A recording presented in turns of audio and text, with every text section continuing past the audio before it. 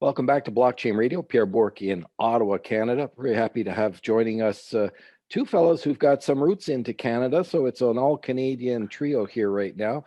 Eric Godwin is CEO of Bitspawn, and Rhys Boulanger is the CMO, Chief Marketing Officer at Bitspawn. Gentlemen, welcome to Blockchain Radio. Thanks for having us. Rhys, I got to tell you, leave it to another Canadian with a French name to butcher another person's French name. So, no problem. You're not the first. You won't be the last. Yeah, what a way to start. All right, look, both of you guys are in very, very interesting space with Bitspawn. How about just a quick thumbnail, Eric, about your journey to get into the space, and Rhys, feel free to chime in, then we can get into what Bitspawn's all about. Yeah, sure. So, my involvement in crypto and blockchain goes back quite a while.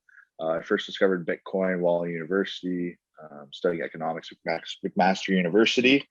And then after university, I started to get in more so to the traditional finance side of the world. Realized I didn't really like the structure of it. I was always in love with disruptive technology. So in 2015, I started taking blockchain and crypto very seriously and moved into it slowly full time. And since 2016 or so, I've been involved in blockchain full time. And from there, during the ICO craze of 2017, I advised as an independent consultant on a multiple number of projects, devising the structure of the tokenomics and marketing and the overall roadmaps of these projects. And then in 2018, I joined a company based out of Singapore that worked on fintech-related products for the crypto markets and crypto assets. And then in 2019, I wrote the white paper for Bitspawn. And as my background as a former competitive gamer in the Call of Duty scene in the mid 2000s, I'd say 2007 to 2012 is when I was really a competitive gamer. During my teenage years, I found a way for blockchain to really adapt and improve the online competitive gaming space, and that's how Bitspawn really came about. From developing the white paper from 2019, we decided to create a beta product and platform, and built that out over 2020. And then end of 2020, we decided to go full crypto with the original vision of the company, and now we're launching a token very shortly for the project. Very, very cool. And how about yourself, Rhys? Yeah. So been an entrepreneur for many years here. Kind of went through an e-commerce stage early on. Built a bunch of e-commerce sites, built those up, exited those, then kind of got into digital marketing and taking on more client-focused work. Did that for a little while, 2-3 years, still running an agency that's kind of very focused on that. And then kind of moved over and got very much involved in marketing within the marketing space within kind of the blockchain industry. This would have been probably back in early 2017. Same thing, went and onboarded and worked with a bunch of companies kind of ranging the globe, Singapore, various different locations. And that's kind of where I got my first taste of crypto and blockchain, and just kind of saw how interesting this space was, and how it's really just going to change the market kind of going forward, in all facets and all markets, I guess you could say. So not just financial markets, I guess, but everything across the globe. We saw. Me and Eric obviously kind of got connected in, I believe it would have been 2018, somewhere around there. The rest is kind of history. Eric, obviously, like you said, he wrote the white paper in early 2019, and I kind of came on board, and away we go. Here we are today. So yeah. Well, look, it's kind of fun, Rhys. You had told me just before we came into the interview that you're from Calgary, and in listening to you, Eric, going to university at McMaster, that's in the Hamilton area. I'm in Ottawa, so it's a bit TMI for people around the world listening to all of this Canadiana, but it's kind of fun. So the two of you find each other at some point, and you've got a history, a respective history in the space, but you find each other, and something coagulates between the two of you. So from white paper to where we're at right now, Eric, how did Bitspawn go from what you were perceiving in your mind as you wrote your white paper and as you evolved it into what it is today? Yeah, so from writing the white paper in 2019, Rhys and I had originally met at a conference in New York for blockchain back in 2018. And that's how we got to know each other. And from there, we kind of worked together on a project. And then from writing the white paper in 2019, I went about and started recruiting the team that I wanted to come on board to build this project and be a part of the venture. So on the marketing side, I knew Rhys and his talents and what he brought to the table. So I proposed to him with the project, and he is also a gamer as well. So he has a very good understanding of the market and the vision we're trying to project and the problem we're trying to solve. And then apart from that, I have a good network within Toronto. On the development side, I recruited Alex Lan, our CTO and lead engineer on the blockchain side from another blockchain project out of Toronto, where he had actually built his own enterprise level blockchain. And him as a gamer as well, he identified well with the solution and that this project is trying to solve. So he came on board, and then from there we kind of expanded the team out to about 10 members so far. So yeah. Now, if I were to ask you this, look, I'm familiar with Call of Duty. I play it from time to time, albeit I'm not all that good, but it's fun to play. Where did in your mind you come from that gaming background and you thought, all right, blockchain can help with that? And I'm thinking from the mind of people who may be listening to us right now, and they themselves are involved in blockchain related projects. Some of them I'm sure are going to be startups, and they're trying to wonder how do they position. What was that learning curve when you saw in your mind's eye something? You transposed it into your white paper. You started the process. You started to do that dance. Rhys came on board. But when you were trying to figure out how to make that work, what was that all about? Yeah, so it came from my experience of using some of the other legacy solutions that were out for online competitive gaming, and how they tied into games and the payment rails they used and the problems that a lot of gamers face, especially on the amateur side. So from my experience there of not getting paid out in a timely manner, if at all. I mean, again, with blockchain, it's trustless and payments are automatic, whereas some of these other sites that have been doing competitive video games, they relied on solutions like PayPal, where there's one person controlling the funds, and if they didn't send the money, you would never get paid out. So I was waiting months at a time just to get $100 or so for some of these smaller tournaments. But on the technology side, when it comes to the game data, that's where the innovation comes in with Bitspawn, is where we actually can secure that data through blockchain and smart contracts to make a seamless experience for players in building their own competitive profiles. Prior to this, there was no real websites that tied into the games and their actual game data APIs directly and use that data in a meaningful way.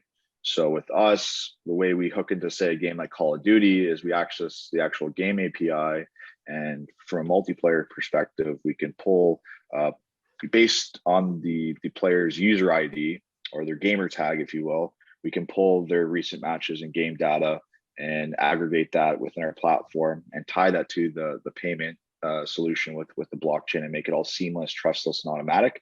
And it really provides a better user experience than prior with some of the existing solutions that are out there. And that's what gives us our competitive advantage versus some of the other solutions out there, is the seamlessness and the automation of all the processes. Yeah, and I know just from my own experience, and Rhys, you may have your own as well, as if I'm playing Call of Duty, there are some maps that I really enjoy. There's some other maps that automatically, as soon as they appear as an option here, I'm opting out of them. But somehow the memory of the system itself is not there. It doesn't recognize it. I keep opting into some, but opting out of some. And that's just me, the amateur. I can't imagine if I'm waiting for bucks, for cash and that type of a thing. It would seem that that's an open-ended opportunity for a company like Bitspawn. Yeah, it is. So we can cater towards the players' wants and needs in terms of customizing matches and competitive events, and really pulling people out of public lobbies and playing maps or game modes that they don't necessarily want, and putting them in custom matches where they can play directly with other people who are looking at the same objective or goal in terms of a competitive sense. It's the goal is really to get. Yes. Sorry, yeah, go ahead please, there, Pierre. Yeah, please, Rhys, go ahead. Yeah, no, the goal is obviously really to just, I mean, hyper focus on like new monetization streams, right? That's the big thing. So Mhm. in the past, I mean, individuals that play video games, they've never had a way to curate and generate additional revenue streams. And I mean, you can really, there's two primary methods in the past, and it's streaming, but you have to have a massive following count in order to kind of be able to even be eligible to generate some of those rewards. So I mean, our target market is anybody that plays video games. You play on Xbox, you play on PlayStation, you play on your PC, regardless of the game. I mean, we've got 25 different games that you have on there, and they're the games that you're playing on a day-to-day basis right now. But you can come on, you can play with your friends, you can wager against your friends, you can join tournaments, you can win cash, you can do heads up. There's a lot of different ways just to kind of change the landscape and earn some money and kind of make it a little more exciting, I guess, from that forefront. So yeah. You know, you've seen Dapper Labs hook up with NBA to create the top shots and those moments that people are collecting in the NFT world. And I'm Mhm. wondering, from a gaming perspective, again, I go back to Call of Duty because that's the one that was mentioned earlier, and I have personal experience in that. Sometimes when you go back and look at some of the moves that other people have seen, or if you troll through YouTube, you'll find some videos of some plays, and you're looking for some of the cool plays that they did. And I wonder, and you guys can correct me about that, but is there a circumstance in the pro side of gaming where people would want to potentially collect NFTs of some of these key gamers and their key moves? Yes, definitely. So like the clips that you see on whether it be YouTube, social media, TikTok, Instagram, of these top plays where they get quad kills, for example, on Call of Duty, or game winning plays that won them championships. We can actually tokenize those and sell them on marketplaces within our ecosystem. That's something we're looking at. On top of that, with NFTs, what we're trying to do is provide intrinsic value outside of just the, say, visual element of the NFT. So for us, what we're experimenting with is adding intrinsic bonuses to the players that acquire these NFTs on our platform, whether it be they get XP bonuses for progression while using the app, they get discounts on entry fees to certain events, or they can redeem it for, say, real world items and merchandise that are associated with the NFT. And then another side of that is that we're experimenting with is people who acquire those NFTs that have the intrinsic benefits, and say they want to be able to capitalize or make money off those intrinsic benefits. They can actually lend them out to other players who want to utilize them. So if you have an NFT that grants you a 20% lifetime XP bonus on Bitspawn, you can actually lend that NFT out to someone else who will pay you in tokens to use that XP bonus for themselves over, say, a certain time period. Yeah. So on top of just creating tokens of visual events, whether it be plays or personalities and things like that, we actually want to create NFTs with intrinsic value to use within the ecosystem. And that's where we think we're going to provide a lot of innovation and things that we haven't seen before with NFTs. Yeah, and that's one of the most exciting parts about the NFTs. It's that versatility and the innovation that's being driven by people looking at status quo and coming at it from their perspective, their respective backgrounds, and saying, "Hey, you know what? I wonder if this might work." Look, I had somebody, and I mentioned this to Rhys before we came on the recording. So I'm an artist and I create NFTs, and I'm on Foundation, and I've sold in 4 weeks. I've sold 5. That's not too bad for my Nice. my first month. But I had somebody approach me and say, "Hey, would you rent me some of your artwork so that I can put it in my metaverse?" And that got me thinking about stuff I've never thought about before. And we all know that the metaverse is going to be a very interesting space. But how cool is that somebody came along to suggest that, and maybe that becomes a revenue stream for me? Yeah. Very So possible. yeah, I don't know how that would Mhm. work, but I love the idea of it. Like it's beyond me technologically to try and understand how that might. How do I rent it? But if somebody came along and said, "Here's how you do it," then I'd be willing, because after a decade of creating digital art and 7 or 8 years of doing crypto art, I've got a fair share of it to get out. So look, in this case, There you go. yeah, in this case with Bitspawn, our listeners are wondering what it means to them. Give me a sense from a user's perspective or your client side of things. How does this work? In terms of the NFT side or the general platform as itself? Yeah, just the general platform, and if you want to digress into the NFT, sure. Sure. So for Bitspawn protocol and the blockchain ecosystem we're actually developing, it's going to be an open source system where others can actually produce their own apps and communities using our blockchain solution. But for the purposes of showcasing what the solution can do itself, we've developed our flagship web application that utilizes the tech stack that we're building. And so the process through which a user would use our platform currently, and its beta spec is users would sign in or sign up like you would on any other normal app. You get your username generated, your account generated. You'd sync up your crypto wallet or attach your fiat off-rail accounts, whether it be PayPal or Venmo or whatever else. And then from there, you have a suite of tools and features that you can use on the platform, whether it be you want to create esports events and gaming events, you want to participate in them, you want to create teams or participate in smaller events that we call challenges, which are more passive and not so rigorous in terms of their execution. So from there, you go through the menu and select which event you want to go into. If the event has an entry fee, you need to buy spawn tokens. So you can do that a couple of ways. If you're in an area where you have an exchange that has a spawn token listed, you can buy it from the exchange and then deposit on the platform directly, or you can actually deposit onto the platform directly and not have to go through an exchange. So then once you acquire those tokens, you use them to pay into the events, whether it be entry fees, etc. And then you play the event. Say you win the prize pool, you do well in the event, you get paid out the prize pool, and that goes to your wallet. And then from there, you can cash out, whether it be you can keep it in spawn tokens, or you can cash out to preferred crypto, Ethereum, Bitcoin, or a stable coin, or you can use a fiat off ramp to convert it into cash, such as PayPal. So that's from the competitor side. And then from the event manager side, you can actually make money from hosting events on Bitspawn. You don't have to be a really good video game player to earn money. So you can host an event, you collect entry fees, and as a successful hosting of the tournament or event, you would get a commission fee. That can range anywhere from 10 to 20% of the total proceeds.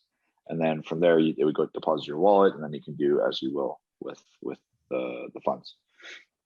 So those are the two enabled features on the platform right now. In the long term, we're going to be adding different use cases for the tokens, such as staking and rewards, prize pool lending, NFT marketplaces, and then as well as voting and community governance, where people can actually vote to improve the ecosystem and add certain features. Yeah, that gives them sort of a buy-in and a feeling of participation above and beyond even just playing or hosting. But if you're actually seeing your input incorporated into development, that's a pretty cool skin in the game element there, which is totally, to me, evocative of what the NFT space in general is all. There's such a community spirit. Everybody wants to do as well as they can. That's pretty cool. Exactly. Yeah. All right. So Yeah. Bitspawn.gg is the web address, and really, really cool. Hey, before we go, and you kind of alluded to it. I think it was you, Eric, but Rhys, you may have some thoughts on this too. When you transcended that period of ICOs, where you could just seemingly jot down a few notes on a paper and issue a coin and raise a fair amount of money. Things have evolved considerably. We had the boom and bust cycles of the major cryptos, and things have been pretty good here in the last little while, the last few months for Bitcoin in general, but more than that, the last couple of weeks or so, where both Ethereum and Dogecoin, of all things, have hit all-time highs. I think Litecoin has done well as well. What's your general sense of the crypto market today and where it may be going downstream, Eric and Rhys? So yeah, my general thoughts on the market. I think the current run we're in right now is a lot different than the one that we saw previously in 2017. There's a lot more mainstream adoption and institutional involvement. Media doesn't seem to be bashing crypto the way they used to a few years ago. It's a lot more widely accepted. And then in terms of the people involved, it's everyday people more so than it was in 2017. And the run-ups of Dogecoin and these other tokens, I really think is just part of the impact social media has on people forming their own networks and being able to, I guess, work as a community or one entity in terms of a decentralized way.